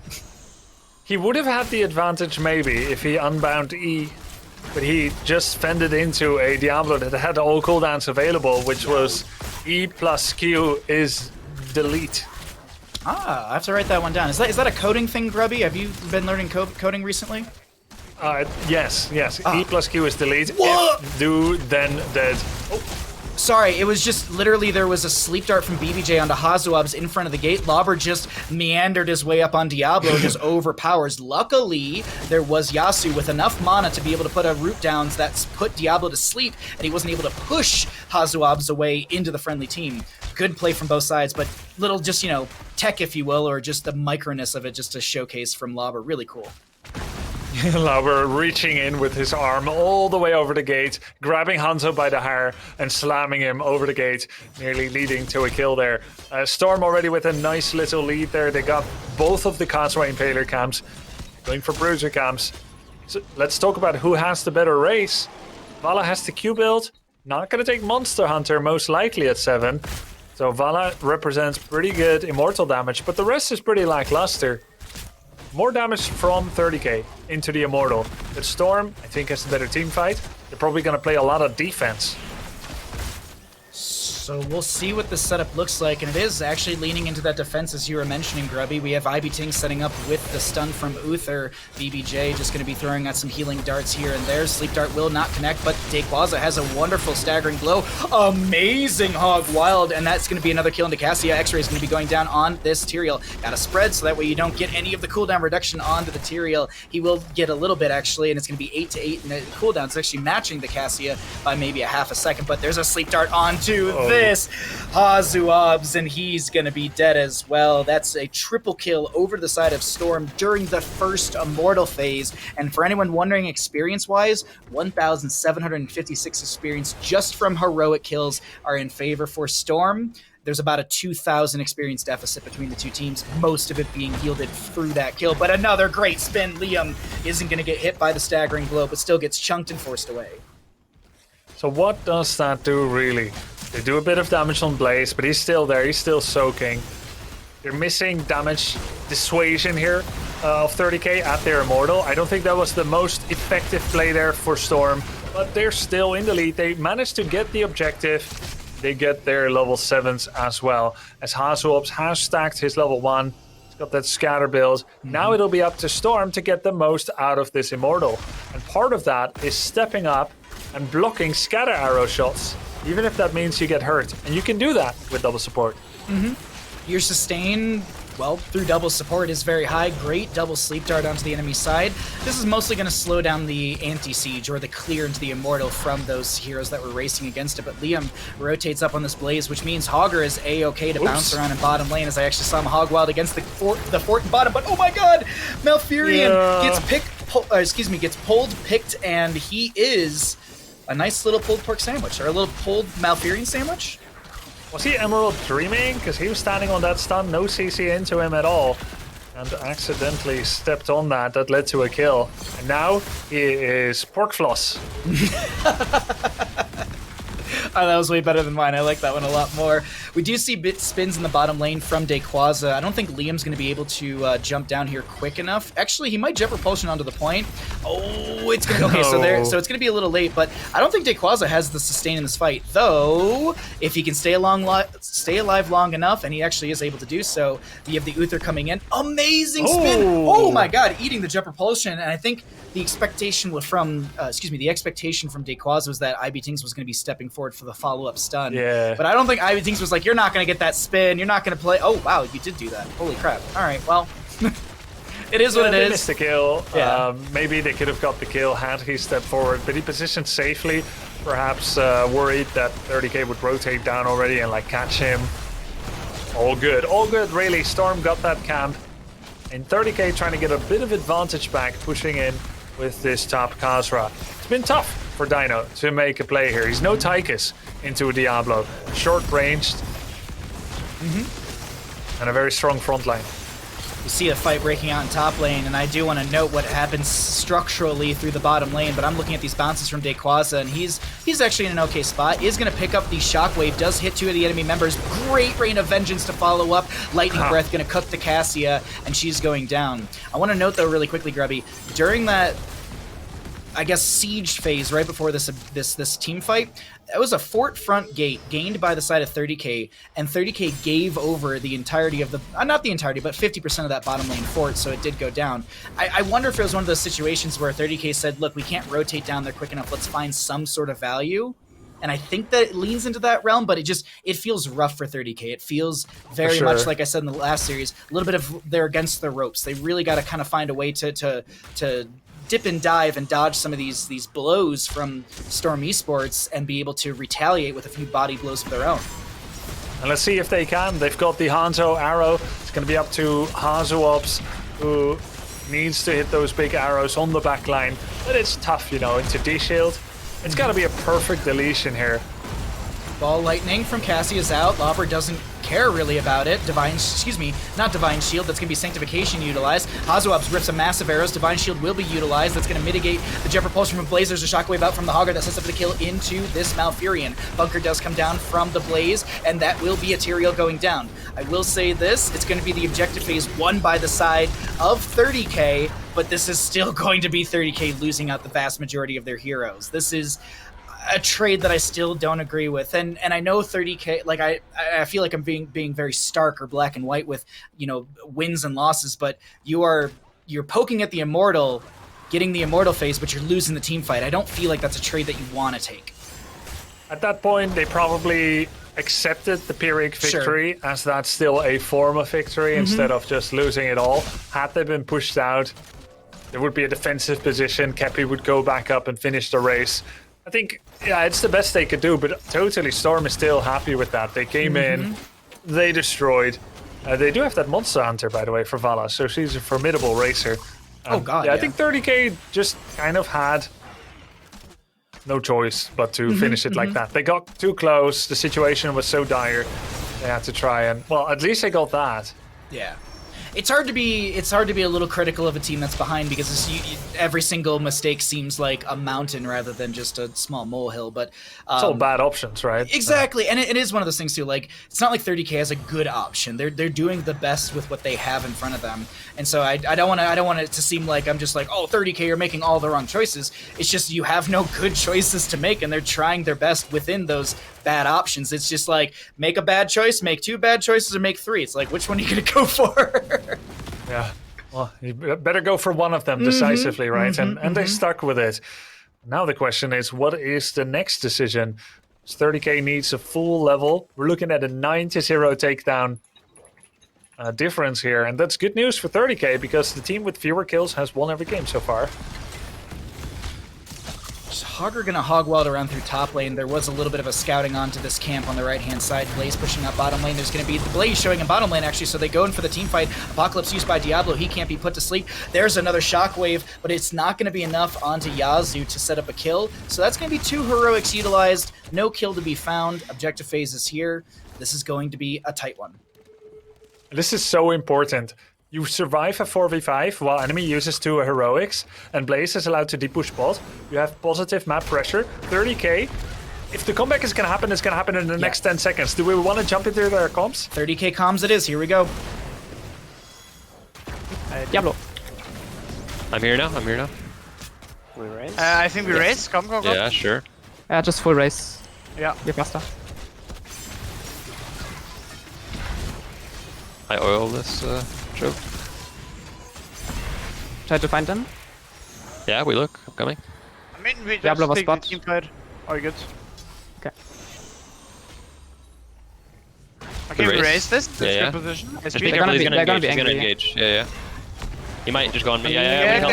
Okay. I need Bunker you a... up, bunker you up, bunker you We up. split. What? I didn't have a Chonyo this time. Naki? Yeah, that's we the 5 poke it stunner on, I guess. blazing. We can poke poke it the slowly. Hanzo. I speed Hanzo. We need to play Magro with Yes. the tanks. With Diablo. I'm playing aggro. Come on, Diablo. I have He to gets tank tanks here. too, it's good. Ish. I can't get in the sec. Probably. Ah, okay, it's not good. Nano boost and breath out again. I reset. We defend. We look for.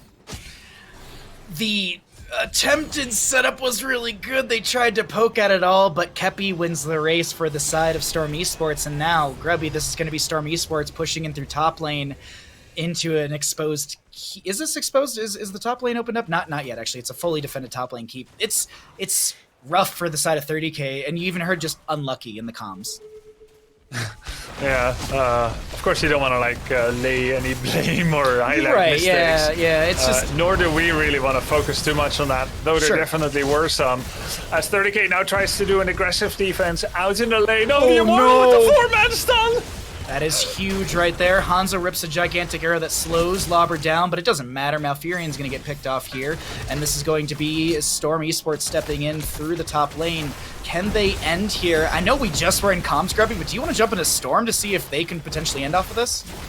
Yeah, sure. Here we go into Storm. Yeah, I got him. No, he's too fast. I got X-ray though, so it's fine. I see got my shockwave. Yeah. Blaze can't stun anything We have now. no cleanse now. We can Yeah, one I have shot. cleanse. Any. Yeah, look at him. Oh, I'm too slow. Okay, Kepi. Maybe we get it. If We go now. Yep. Hasu? No, I got nothing. Hasu. Yeah, Hasu. Shockwave. Oh, It's fine, we trade. We fight. Oh, okay. It's still fine. Okay. I can breathe here. Look.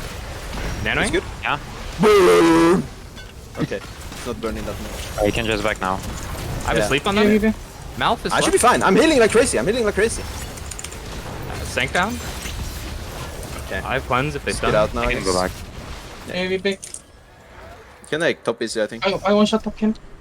Okay. I can go bottom already.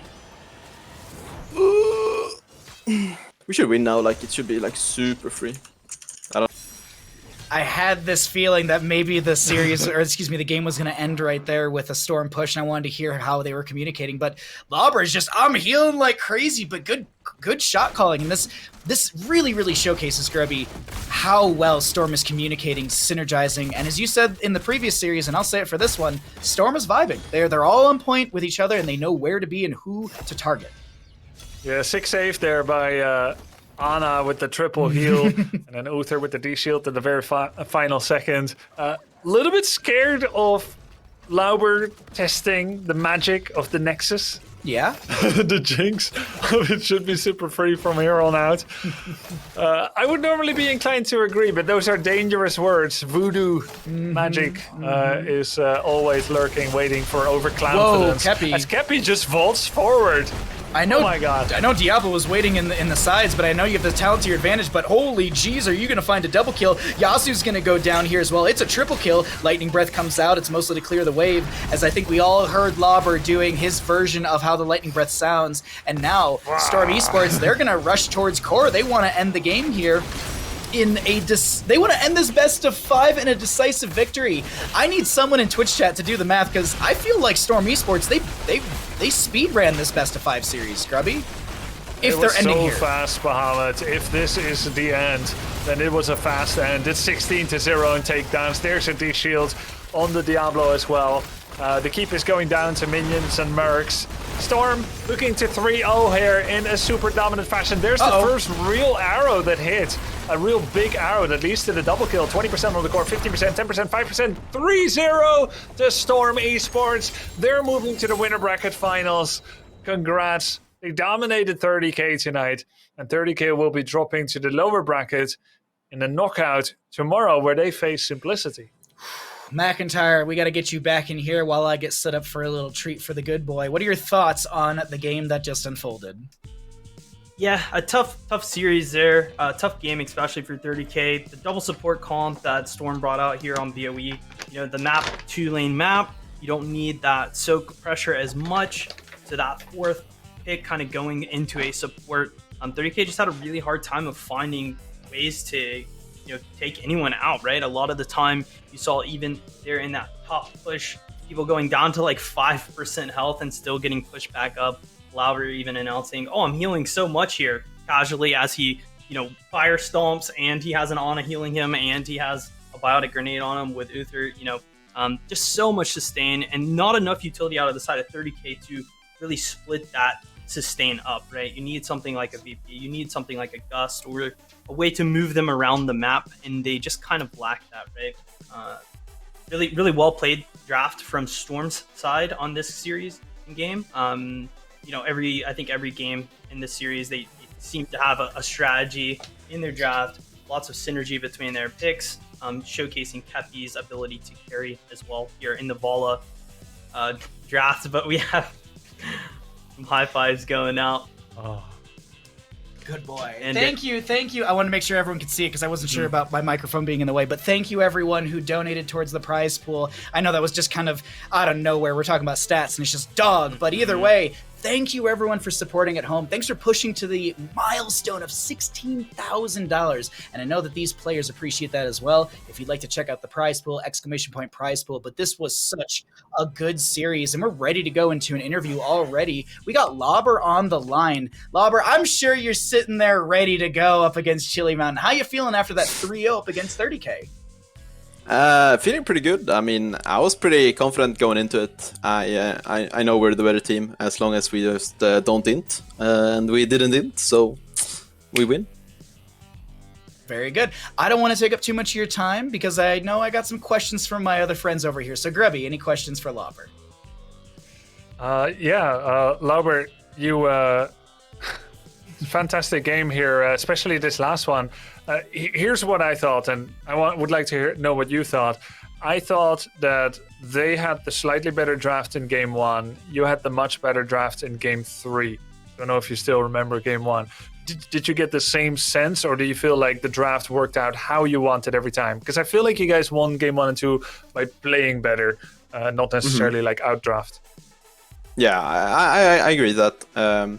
I think Sky Temple is their best map, so I was kind of like we kind of already knew they were if like they get map pick, they were gonna first pick it, so we were very confident. We even scrimmed right before on Sky Temple having first pick, so that actually helped us a lot, kind of knowing what they were gonna do, and you know, we just kind of outplayed them with some backdoor, with some calls and stuff. But game 3 we had like I don't know, that draft was unlosable.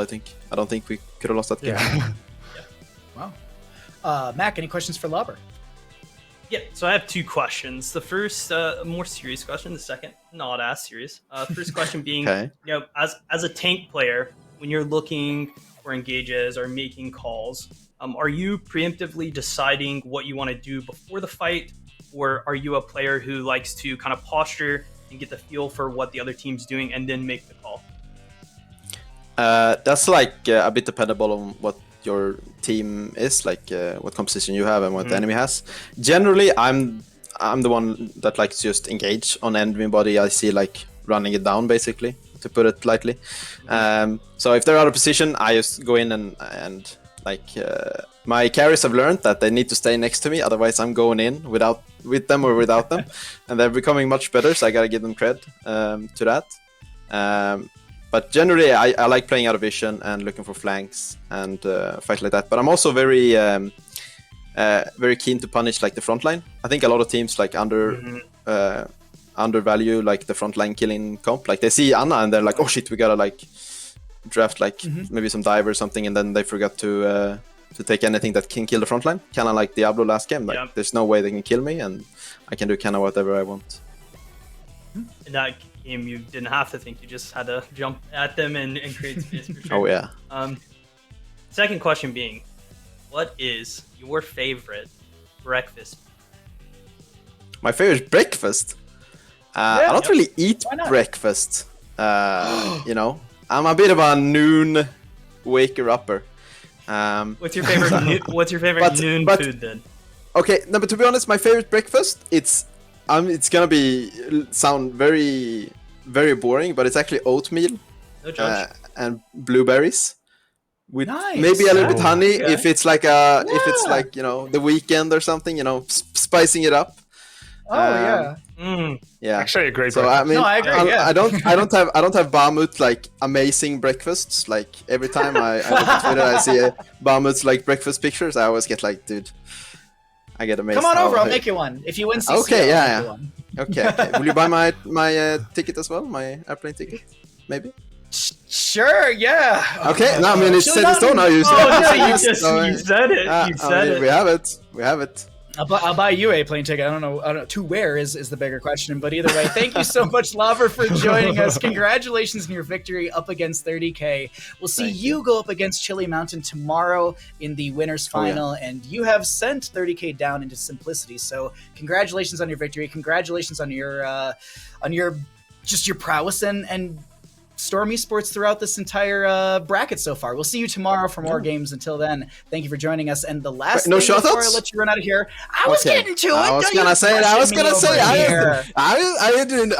love it. I need to do my shoutouts. You know, I was making sure. That breakfast is canceled. Do your shoutouts. Shout out first to Kevin Daikwasa. It's his 20th birthday today, so we celebrated with a bit of a victory for him. So happy birthday to him. Thank you, Storm Esports, for, you know, just being great guys and being fun, nice guys and girls. Also, shout out to Turk and his Twitch chat. They're always good memers. CCL Twitch chat as well, of course, but it's like a little bit less. Anyways, shout out to my Twitch, twitch.tv/LaborGG. And that's all the shoutouts I want to do. Thank you. Awesome. Well, thank you so much for joining us, Lauber. Congratulations again on your 3-0, and we'll see you tomorrow up against Chili Mountain in the winners final. Okay.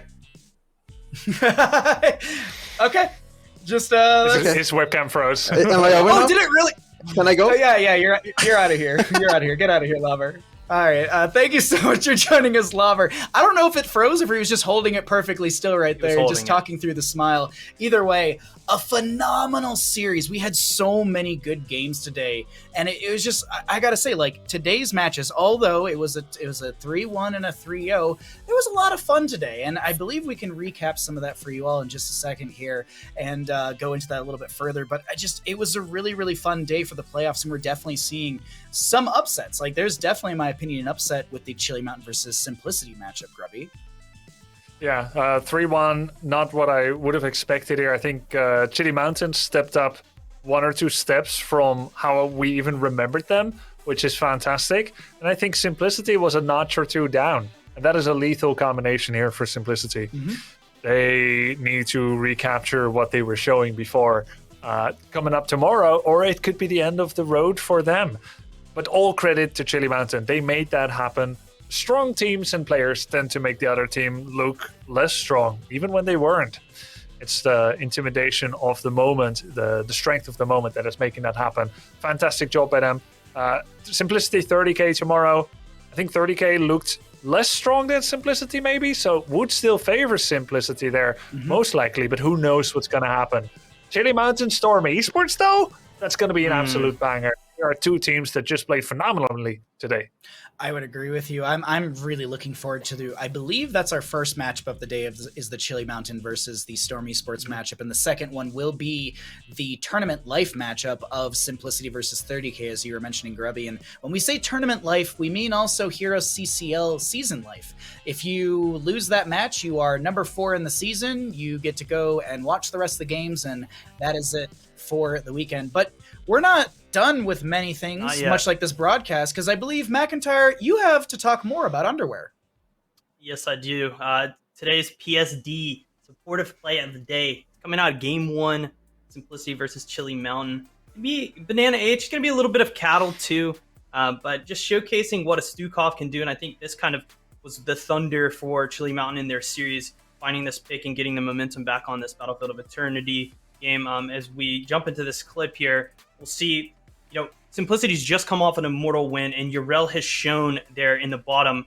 Banana H just throws a raw combo into this bush off of that slight second of vision that they have of the Yrel. The pick lands, and then from there, Chili Mountain's just like, hey, let's go win the game, guys. Throwing the Cassia in.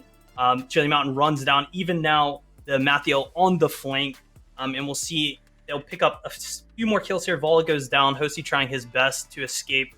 But, I think just having that intuition as a support player, you see the Yrel kind of for half a second in the bottom and just throw a raw combo into the bush, assuming that Yrel is looking for that flank, right? Just that pick on Yrel, that all of that pressure that Yrel brings, the knockback from her hammer, the peel that she has, taking that away from the side of Simplicity right when they won an objective. You wouldn't think that that's when you want to take the fight to them, but, seeing that as Banana Age on the Stukov, finding the combo, and then as the team just being able to collapse on the pick that they found, super crucial there. And again, I think that was kind of the momentum that Chili Mountain needed, where they were like, hey, we can really win this series against Simplicity, the number 1 seed. So wanted to highlight him there, taking the shots like that. While it may not have landed, because it did, it won their team that game. It was a critical moment in that supportive play, and thank you, McIntyre, for the PSD supportive play of the day. And I agree with you. I honestly, I want to put that into my top 5 from the week as well, because Banana had such good virulent reactions, or even just those raw roots. There was even, I think, the Tomb game later on where he did the exact same thing, and that was almost the winning factor for that team, but that Tomb game went a different way. I want to talk as well about underwear, because there is also a nice little discount code you can use when you're trying to get yourself some PSD underwear. You can use !PSD in chat to get yourself some of the best skins for your IRL underwear game, and you can use Wisdom, WISDOM, at checkout for 20% off of your order. And if you've been like Bahamut, Grubby, McIntyre, I've seen what the Wisdom collection of curated underwear looks like. No, you haven't, Twitch chat. It's been updated recently. So go ahead and hit that command, check out the updated curated list. And as always, you can use Wisdom at checkout for 20% off of your order. The next thing too, just hit !merch. We do have merch. 60% of any of our proceeds will be going to the prize pool. So if you're like, hey, I'd like to get a CCL t-shirt, know that some of the money that you spend will go back into that prize pool. So you are getting yourself awesome gear. You're supporting CCL visually and in the prize pool. So we thank you all for checking out all of those commands, !PSD, !merch. But now that I've rambled about underwear, now that we've talked about merch, it's time to talk about our closing thoughts of the day, McIntyre.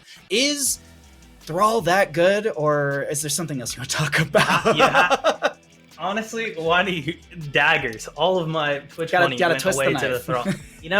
Just take Earthquake, guys. No, yeah, seriously, today was an insane day. Storm and Chili Mountain really showing up, locking in that third place position. Really looking forward to their games tomorrow. I mean, I think both of them just seemed like they were on another level today. So no telling what that series is going to kind of bring, right? And Simplicity and 30K, they're on their back foot. Everything's against them. How do they react, right? They have an entire evening to kind of get their stuff together, right? For tomorrow, take a second to breathe. You have a redemption arc here. This is a double elimination. Take that, run with it. It's not over. We'll see if they're able to do that tomorrow and take that momentum back through the losers to the grand final. We'll have to see. It is tournament life for 30K and Simplicity. We'll see that tomorrow. Now, Grubby, your final thoughts as well from today's games. I want to see if Simplicity is going to kick things into overdrive tomorrow. I don't think today was their 100%. And I think they're going to mind this loss quite a bit. I think it would be difficult. And I think they're going to be more dangerous tomorrow. They have a lot of raw potential. They've showed it before. And I think 30K is in trouble there, to be honest. As for the winners match and the match that we've seen so far in leading to it, both teams looked very strong. Storm, more dominant in their score, but perhaps not into as strong of a team. I think Chili Mountain actually the favorite leading into it. They looked so good today. Oh yeah.